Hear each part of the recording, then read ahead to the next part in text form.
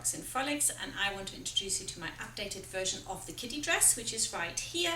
This time I'm going to use a lining, so we get round the binding of the armhole, which gives people trouble sometimes, so I've got rid of that, and with that came the opportunity to have a little double layer at the bottom, so I did that. So I show you how to do that, a double lace layer, very nice. Some people struggle with plackets, so what I did was a little bit of binding at the back, and I'm hoping you like this too. For me, placket rules, but if that's too difficult for you, then maybe the binding is the one. Also, if you don't like buttonholes, use these snaps. I used metal snaps, and I'm putting them on with a snap fastening tool, which is absolutely superb. You can get that, it's about $19, and it works every time, and that's really important. For this, you want to cut the pattern off at the longest line of the short ones. That should be hip length, and we do that on the front and the back.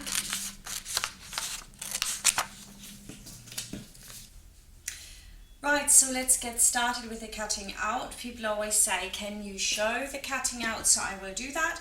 The fabric I'm using for the outer layer is going to be this lovely check. It's a very light cotton.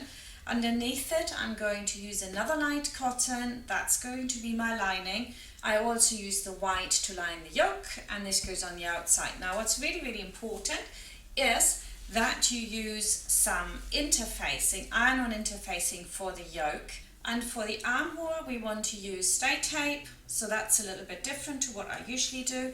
I'm going to put some lace onto the white layer because I think that's going to be very nice. We're not going to be using this one here, that's the bias binding, no need for that.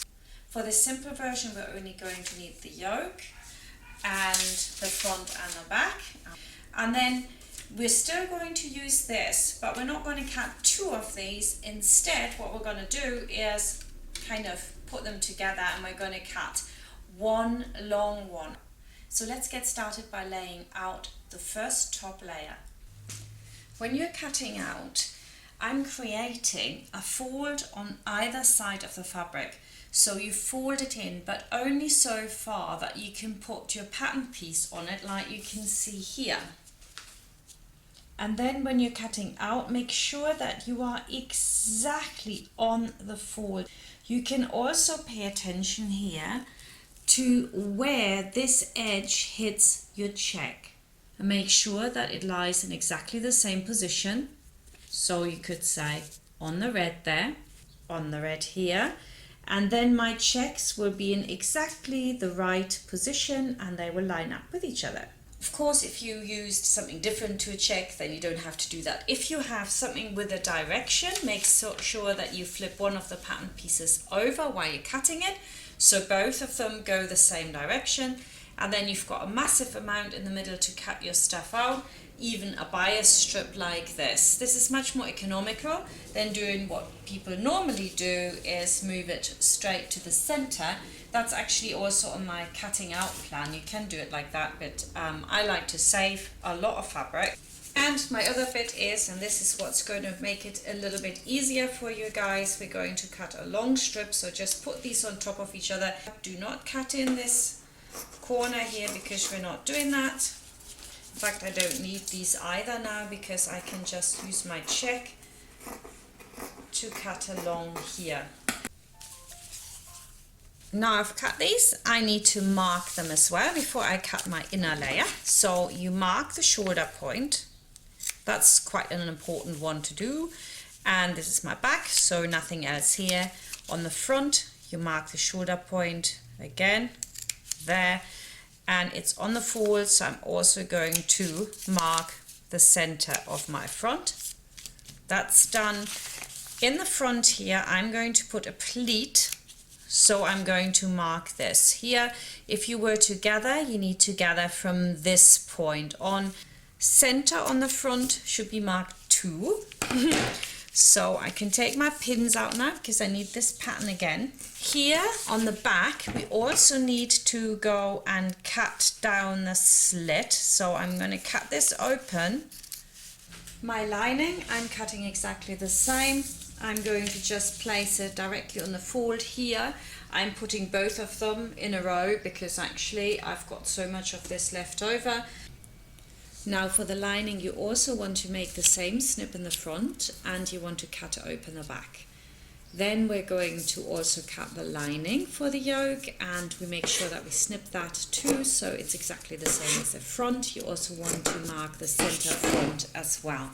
Now you can iron over your lining for the yoke by 1 centimeter just so you get the crease. That is because the shoulders are going to be closed last. So if we just sew to that point, we can use the crease to tell us where that is, then obviously it's easier to put together. Next we're going to iron the violin, which we've cut out, that's our iron-on interfacing, onto the wrong side of the yoke.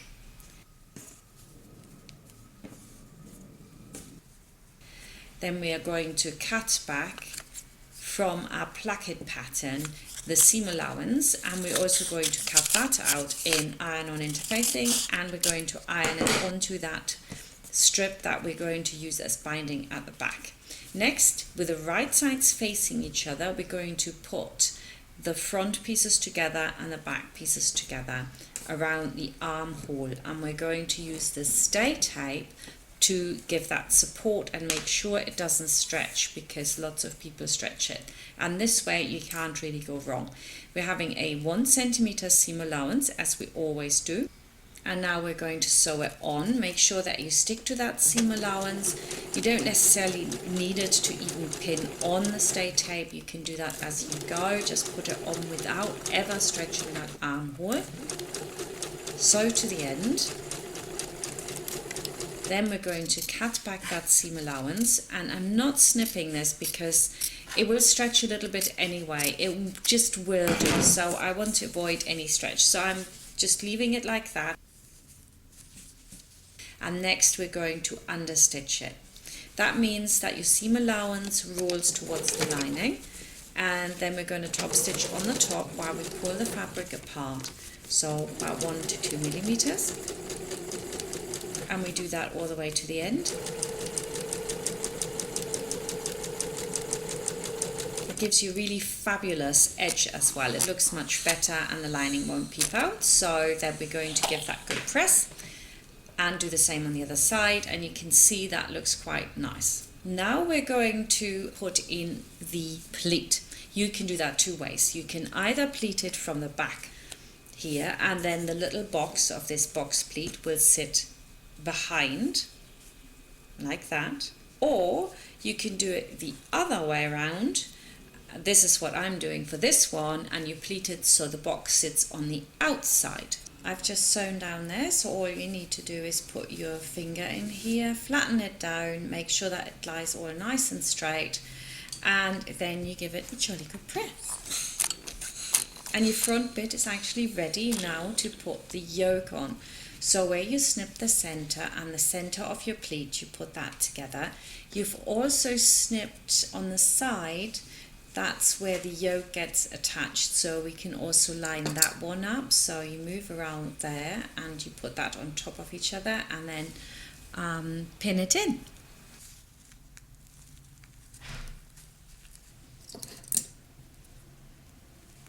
Same on the other side, find the snip that is for your yoke,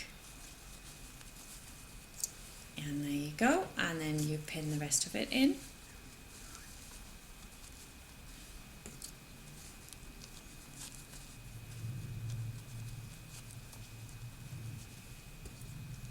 And when we fold this out, it'll be just lovely.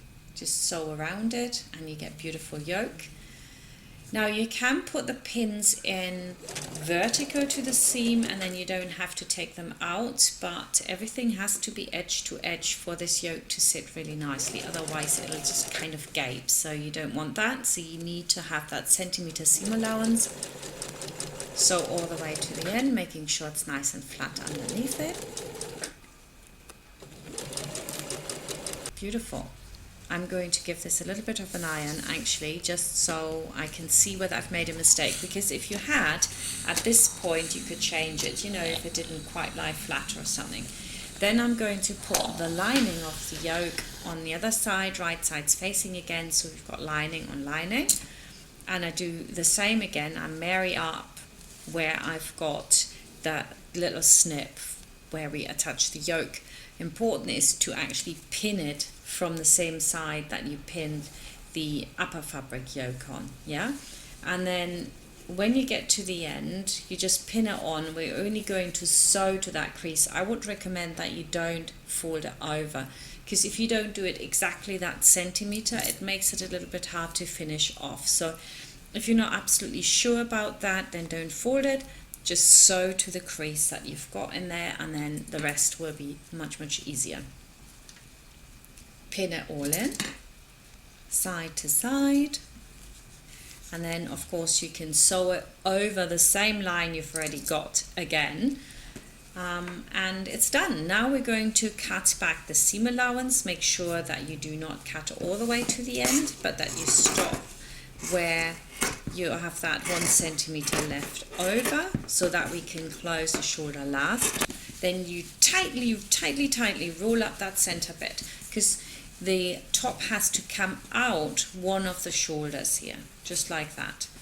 Now if you were working with a chiffon, this would be dead easy. This is a no-brainer. This is the easier one to do. You know, if you have a really light fabric or one layer, the smaller the sizes, the harder of course it gets when you use 2 quilting cottons on top of each other like I did. And again, don't fold in the end, just leave it standing, and then we're going to sew just to that crease instead. Make sure you don't catch anything, and push it all in there, pin it, and that's it really, from one side to the other.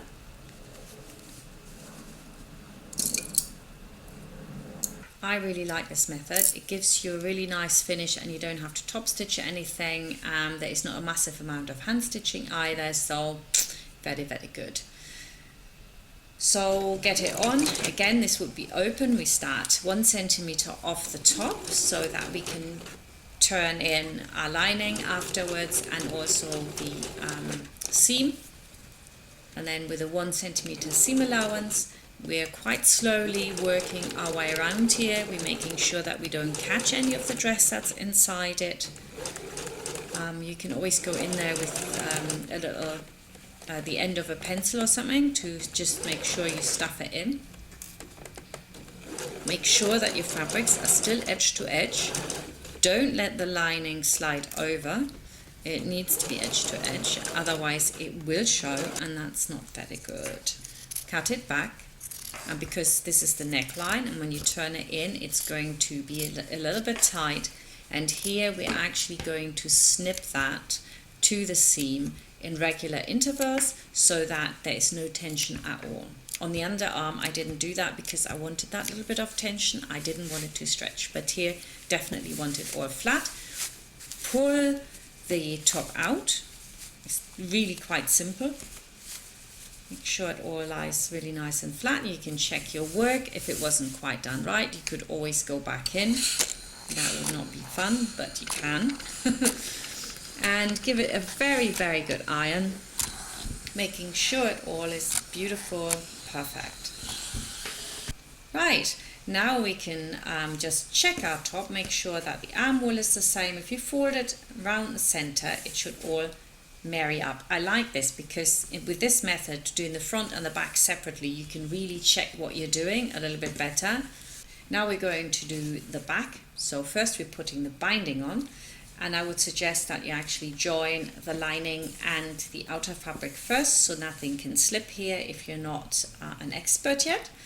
And then we're going to pin it to from the wrong side, and here at the bottom we're going 1 centimeter lower, and we're just going to put a pin there so we're next to the violin, and then central down, and we're going to put that pin in, remove the other pin, and now we can stitch from the top to that point with a centimeter seam allowance, and we're making sure that we're catching everything underneath, so you do have to check that. Let's turn this over and see what it looks like from the other side. It's like a triangle going down. Let's sew this in. So on that line where your interfacing ends, I think it's quite good having that cut, because really you have a guide then, at least when you're coming down on this one, it's easier to do. And then I'd also suggest that your stitch length is reduced as you go right down to 1 or 1.5, so that it cannot rip or fray or whatever. Secure your stitches, go backwards and forwards, really important. That needs to be like super tight. And then when you look at it, you can see there's a larger stitch length at the top, small at the bottom, and then we're going to come back the other side. In order to do that, I'm going to snip to my stitching now. Obviously the slit could have been a centimeter less cut, but I really don't think it matters too much. Now you flip this whole lot over, and this time we're going to sew from the outside to that tip. So this time we're seeing what we're doing. That's very important. You couldn't do that from the other side. You just get it wrong. So we're now going back up. But again, we're going to line up our pins with the iron-on interfacing on the other side where we've got that line. Especially important if you didn't have the check. The check really helps out on the binding, but it doesn't necessarily help you at all on this, because when you're sewing down, you're not sewing down a straight line with the checks. The checks are actually going slightly screw with. You'll see in a minute, and that's why I always like to put my plackets in, because that doesn't happen. In a uni fabric which doesn't have a pattern, you wouldn't notice this, but here, watch carefully, you're actually going off the check where you're sewing. So line up the 1 centimeter with the binding and just go down to the tip. That'll be perfect. It takes a bit of practice. In all fairness, I first took my centimeter seam allowance off the outer fabric as well, and I thought, whoa, Marina, what are you doing? Quickly undid it and filmed it all again, you know, because it's easily done. So go over that little tip a couple of times, reverse stitch as well, so that you really catch it. And then it looks perfect from the inside, side of here as well. You can see it all along that iron-on interfacing. And then we're going to give it a good iron again, both sides, so it's easier to then sew over the top. Lots and lots of steam, lots and lots of heat.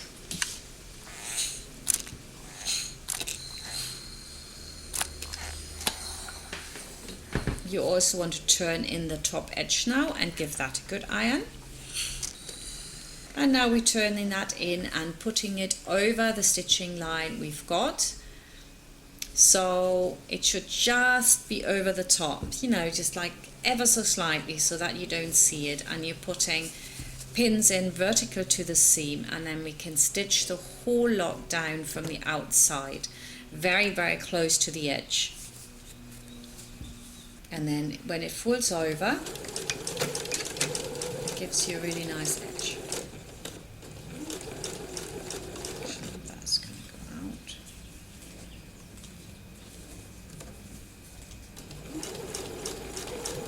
out. I'm stitching very, very close to the edge. I don't know if you can see that here, but it's very close. Actually, I prefer to come down on the right hand side first. It's easier for a right-handed person, but of course, because I'm filming from the left side, I actually did it this way around so that you guys can actually see it better. Now I can just tuck one in and put it over the other side, and it looks perfect. All you have to do is give it a good press. And you always get that little pleat at the bottom, and when you buy stuff, it does that as well. You will see it. It's not fantastic. I prefer placket fastening, but I know some people will prefer this because you have more control, I think. I think plackets, you have more control, but there you go. This is how to do it with binding. And then you're going to put on yoke to the back. You want to line up your snip again, and then on the center back you will have an overlap of 1 centimeter. We'll pin that in. And there you go, that's your overlap.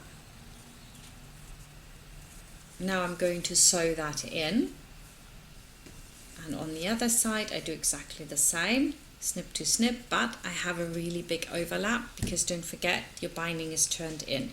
We're just going to cut that off later. What I like about this is that I have the control of really checking what I'm doing here. So there my check ran off a little bit, so I'm just going to push it up so that it lines up with my check, and then that's good, and I think that looks really nice. You can also see if they line up and they are exactly on top of each other. I really like this method for this reason. Now lining goes over the top once that's sewn on, the same way as it did in the front, and then at the top I folded it back, but of course I would recommend you leave that white to the end and just sew right to the crease. And we do the same on the other side. We put the white over the top, but we pin from the side that we've already done. And with that done, we can now cut back our seam allowances as per usual. So go in there and cut it back, both sides of course. When you're showing the one side, but you need to cut it back on both sides, but stop before you get to the end. Now I'm going to put the back part inside my little yoke as well. So start at the center back to pin, move it out of the way, pin it down. There we have that centimeter. It's actually a little bit less here, so just didn't quite fit. Marina made a mistake. Anyway, put it all in there, and you can roll that up tightly again, and we're going to put this on top of each other there. Again, don't fold it in if you're not absolutely sure of what you're doing. Just leave it and stop sewing a centimeter before the end.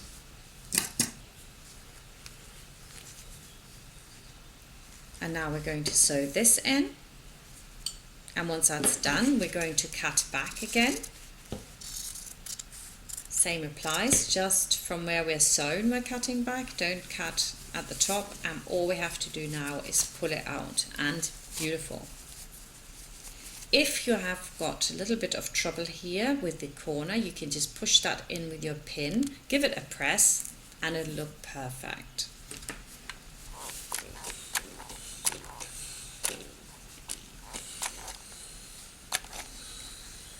On the other side we of course do exactly the same, go across, you can cut this back a bit, sew it in, and then cut it back here as well, and pull that one out, and perfect. Carefully lift out the corner,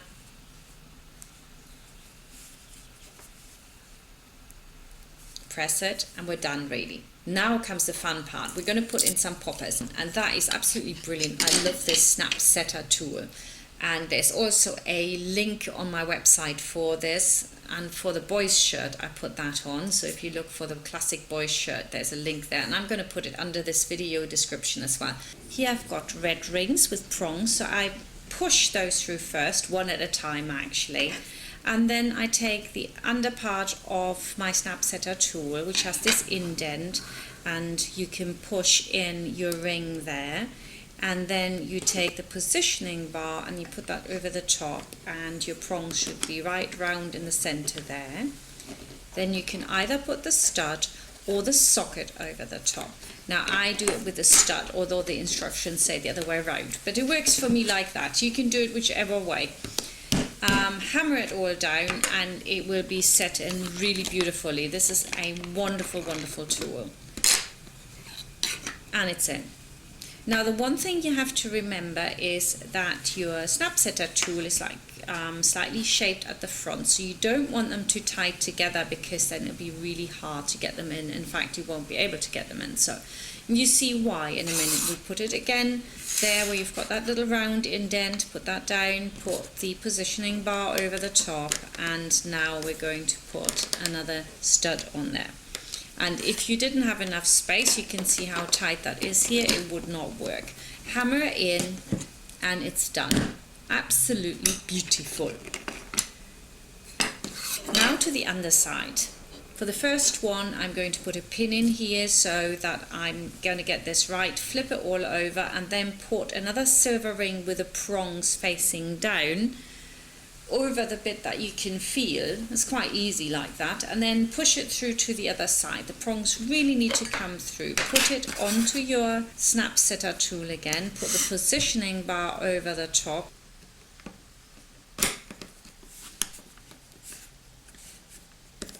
and this time I'm going to put the socket on. Now the socket has two sides. We're going to have a quick look now at the socket. You've got this one where you have like just a little bit of a round stuff going around, and then you've got a slightly flatter one, and you want that flatter one to sit facing up.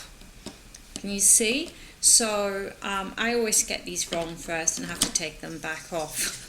So yep, just refer back to this video if you're not sure. Hammer it in.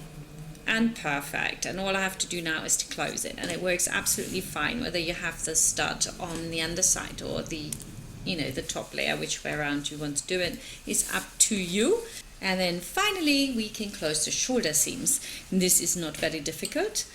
It's a 1 centimeter seam allowance, and you just pin edge to edge, pin it in, and we can sew it on. Gives you a really beautiful shoulder.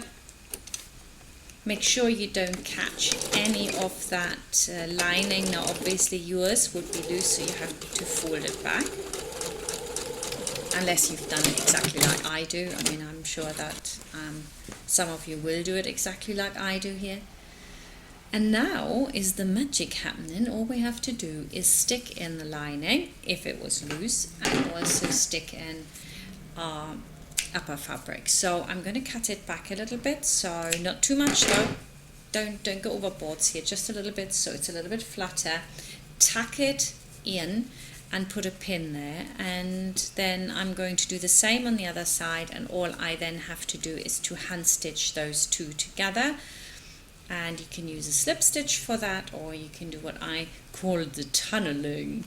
So what I do is basically put a knot in a thread, pull that through to one side, and then go through the other side and just pull them together, and then I tunnel through that crease I've got automatically, and where I come out I go in on the other side and do a little bit, and then I go in on the opposite side again, so that it looks like a seam. I find it really hard to do this, like holding it loose on top of the table so it doesn't rock. I would do this a lot tidier if I could actually put this on my knee. So I do apologize. It's like not my best hand stitching, but I'm actually doing it, holding it in the air without my hands touching the table. So anyway, come back on yourself a little bit and then secure the thread, give it a good press, and there you go. I need some more support for my table. This is a very cheap IKEA table, and it rocks the moment you touch it. So now all we have to do is to close the side seams. I would mark the underarm with a pin, but that's about all you have to do, and then you just stitch it together. There's no great need for pinning here other than the underarm. Overlock it, and then you iron the seam towards the back. That's usually the rule. I would also suggest that you iron the arm from the outside so that it sits really nicely here. And yeah, top almost done. I'm going to go on now to put my lace on, and last minute I decided to make it into like a little bit of a double one. So one peeps out from underneath, and I have lace on the upper layer and the lining. So I needed to cut back my upper layer 1 centimeter so that the other one would just peep out from underneath. And to make life easier for myself, I then also cut back the lace. So I've cut 2 bits of lace with a 1 centimeter seam allowance on them, so that I can just sew it on. It just made my life easier. So what you do is you put the lace on right sides facing. I would start on a side seam and fold it in a little bit so that it's all nice and clean when you're done. And you don't need to pin it all the way around, just one pin so you know where to start. Make sure that the lace is actually long enough. I measured that, of course, and then you put it also on the lining. Here the lace lies on the wrong side of the fabric, but the right side faces down still. So then when you sew it on, make sure that you don't try too hard to sit exactly on that edge where the lace starts. It's much better if you're just slightly off it to the right, because you can adjust that when we top stitch it. So try to stay that side of it, because once you sew on the lace, you actually have to unpick it. Go all the way around and just overlap where you folded it in a little bit. Just go slightly over, cut it off, and it gives you a really nice edge. Then you want to overlock it. In fact, you could have just overlocked it on if you like as well. I think that this already looks very tidy. You could sew this down there, but there really is no need. And we're going to flip this under now and top stitch it on both layers, lining and upper layer. And you can see you could now adjust the upper layer. You could push it down a little bit over the lace if you like, and so it will look perfect even if your sewing it on wasn't that perfect in the first place. So all the way around, about 2 millimeters off the edge. I would also suggest that you lengthen your stitch length to about 3 or 3.5, because that looks more professional. All the way to the end, and it looks beautiful. I think that's stitch length 3 actually. And now you can see the double layer down here. I think that's absolutely beautiful. I really love it. So excited. I hope you really enjoyed watching this. I have to say, again, this is maybe not a beginner's item, but for someone that is very tidy and can work through this. There are also some videos which are showing you cheats versions of this, so I would check those out as well, and then work your way up to this one, and of course the original video as well with the lovely cat pockets. Thank you for watching everyone, and I hope you enjoyed this. Bye for now.